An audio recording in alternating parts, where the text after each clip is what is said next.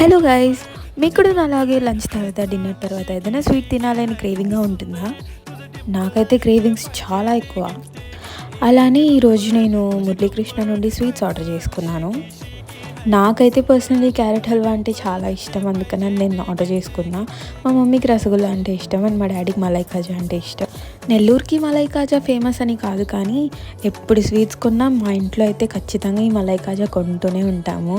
ఎందుకంటే మాకు అంత ఇష్టం మలై కాజా అంటే.